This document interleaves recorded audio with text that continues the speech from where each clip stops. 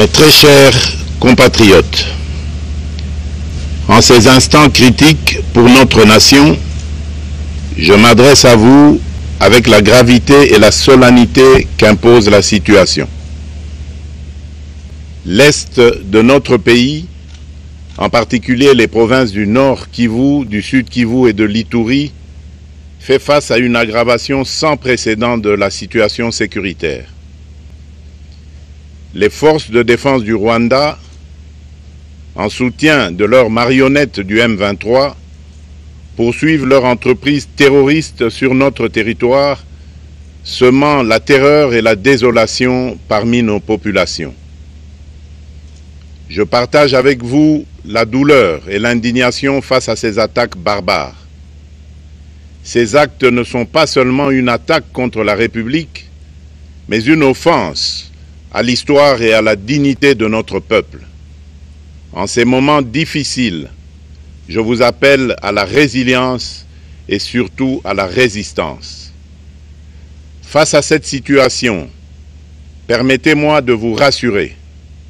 Une riposte vigoureuse et coordonnée contre ces terroristes et leurs parrains est en cours. Nos vaillantes forces armées de la République démocratique du Congo, symboles de courage et de patriotisme, sont pleinement mobilisées, prêtes à défendre chaque centimètre de notre territoire. J'ai personnellement convoqué et présidé des réunions de crise avec une équipe restreinte du gouvernement, le haut commandement militaire ainsi qu'une réunion interinstitutionnelle afin d'évaluer les récents développements de la situation et de lever les options pour repousser les agresseurs et reconquérir chaque parcelle de notre territoire. À cet effet, j'ai nommé ce 28 janvier le général-major Évariste Somo Kakule au poste de gouverneur militaire du Nord Kivu pour renforcer la coordination des opérations militaires et restaurer l'autorité de l'État. Parallèlement, nous avons engagé d'importantes démarches diplomatiques, notamment au sein du Conseil de sécurité des Nations Unies, ainsi que dans le cadre du processus de paix de Luanda, auquel nous restons pleinement engagés malgré les obstacles. Nous privilégions la voie du dialogue, mais toujours avec lucidité, tout en restant fermement résolus à défendre notre territoire et notre souveraineté par tous les moyens nécessaires. Mais ce combat n'est pas seulement celui des FARDC.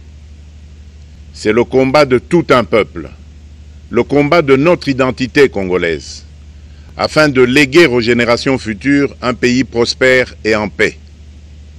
À tous nos compatriotes, dans chaque province, chaque ville, chaque territoire et chaque village, ainsi que ceux de la diaspora, sans distinction d'appartenance ethnique ou politique, unissons nos efforts. Apportons un soutien indéfectible, moral et matériel à nos vaillants soldats. Mobilisons-nous comme un seul homme pour défendre notre souveraineté et sauvegarder notre intégrité territoriale. Je suis pleinement conscient des souffrances de nos compatriotes qui fuient les hostilités. Le gouvernement est instruit d'activer le plan d'urgence humanitaire pour venir en aide aux déplacés. À vous, habitants de Goma et des environs, je ressens profondément votre douleur qui est aussi la mienne. Elle traverse nos cœurs et nos âmes en tant que fils et filles d'une même patrie. Mais face à cette épreuve, je vous exhorte à puiser dans cette force intérieure qui fait la grandeur du peuple congolais. Résistez avec courage. Faites preuve de vigilance constante et gardez votre calme malgré l'adversité. Sachez que nous ne sommes pas restés inactifs. Des plans de contingence sont préparés pour assurer la protection de la population civile et prévenir toute escalade de la violence. Les dispositifs de sécurité ont été renforcés pour protéger les zones stratégiques et nous travaillons sans relâche pour garantir le fonctionnement des services essentiels. Je tiens à rendre un hommage solennel à tous ceux qui ont payé le prix ultime dans cette lutte pour notre dignité et notre souveraineté. J'ai une pensée pieuse pour le général-major Peter Chirimwami, gouverneur militaire du Nord Kivu, tombé les armes à la main. Je m'incline avec respect devant la mémoire de tous nos militaires et de tous les Wazalendo tombés sur le champ d'honneur. Je pense aussi aux soldats de la mission de la communauté de développement d'Afrique australe, la SAMI d'IRC, qui combattent à nos côtés, aux casques bleus de la MONUSCO, qui ont sacrifié leur vie pour la paix, ainsi qu'aux innombrables civils victimes de la barbarie ennemie. Leur courage et leur sacrifice ne seront jamais oubliés. Et nous portons leur flambeau avec la ferme détermination d'achever leur noble combat. Je voudrais ici interpeller directement la communauté internationale et l'Union africaine. Le Rwanda continue de violer ouvertement et sans scrupule les principes fondamentaux de la Charte des Nations Unies ainsi que les accords régionaux. Pire, ces agissements se déroulent dans une impunité totale et ce, avec un mépris manifeste des règles internationales et des valeurs que ces institutions sont censées défendre. Cette attitude arrogante, qui ne cherche même plus à masquer ses forfaits, est une provocation inacceptable à l'égard de notre souveraineté et de la stabilité régionale. La présence de milliers de soldats rwandais sur notre sol, leur soutien politique, logistique et militaire à leur pantin du M23, ainsi que leur implication dans l'exploitation illégale de nos ressources naturelles, nous conduisent tout droit à une escalade aux conséquences imprévisibles, mettant en danger toute la région des Grands Lacs.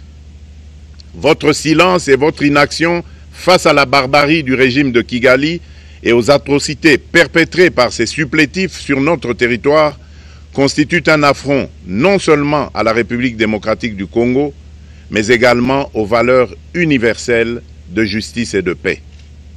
Le peuple congolais prend acte de cette passivité qui frôle la complicité. Soyez sûrs d'une chose, la République démocratique du Congo ne se laissera pas humilier ni écraser. Nous nous battrons et nous triompherons.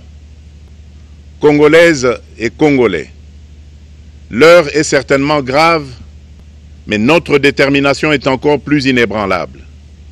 Ce moment critique nous offre l'opportunité de montrer au monde ce qui fait notre force, c'est-à-dire notre unité sans laquelle tous nos efforts seraient vains. Je vous appelle à être vigilants, mais à ne pas céder à la haine, aux divisions ou à la violence. Je condamne avec la plus grande fermeté les actes de vandalisme et de pillage qui ont visé certaines missions diplomatiques accréditées en République démocratique du Congo, ainsi que des intérêts privés dans la ville de Kinshasa. Ces comportements irresponsables dénaturent l'expression saine de notre colère face à l'agression barbare nous imposée et jettent une ombre sur les manifestations pacifiques de soutien à nos vaillantes forces armées qui luttent avec courage et abnégation pour défendre notre souveraineté.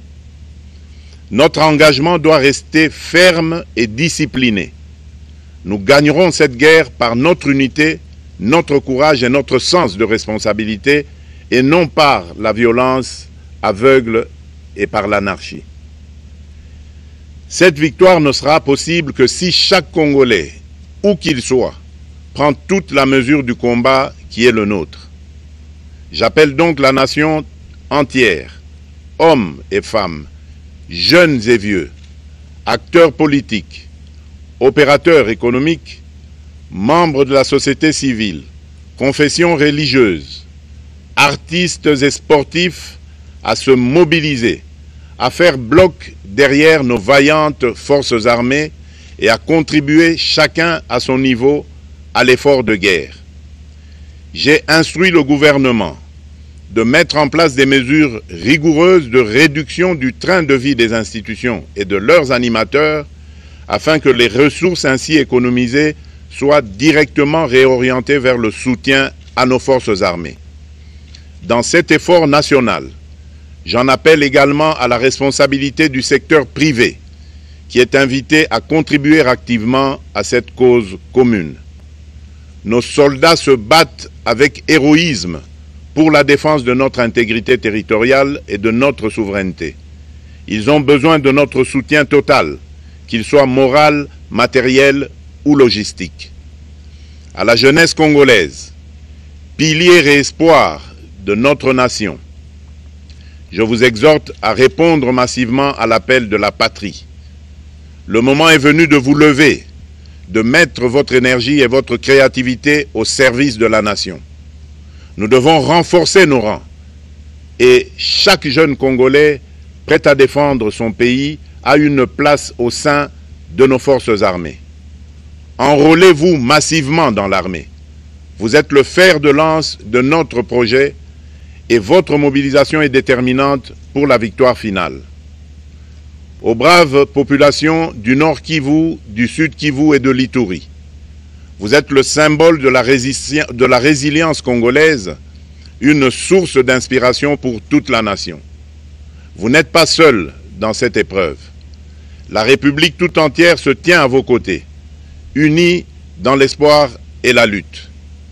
Ensemble, nous ferons face et surmonterons cette épreuve. À nos vaillantes forces armées et aux vaillants patriotes Wazalendo, véritables sentinelles de la souveraineté nationale, je rends un hommage appuyé et vous exprime au nom de toute la République notre reconnaissance infinie et notre fierté inébranlable. Votre bravoure, votre discipline et votre engagement sans faille inspire et mobilise tout un peuple déterminé à défendre son territoire. Sachez-le, la République ne vous abandonnera jamais. Votre combat est le nôtre et vos sacrifices ne seront jamais oubliés. Vous incarnez l'honneur de la nation congolaise. À tous mes compatriotes, d'ici et de la diaspora, la République démocratique du Congo ne pliera pas. La République démocratique du Congo ne reculera pas. Je ne vous abandonnerai jamais. J'en fais ici le serment. Le soleil n'a pas cessé de briller sur notre patrie. Ensemble, main dans la main, nous surmonterons cette tempête et nous ouvrirons une ère nouvelle de paix et de prospérité pour les générations futures. Que Dieu bénisse la République démocratique du Congo et son peuple.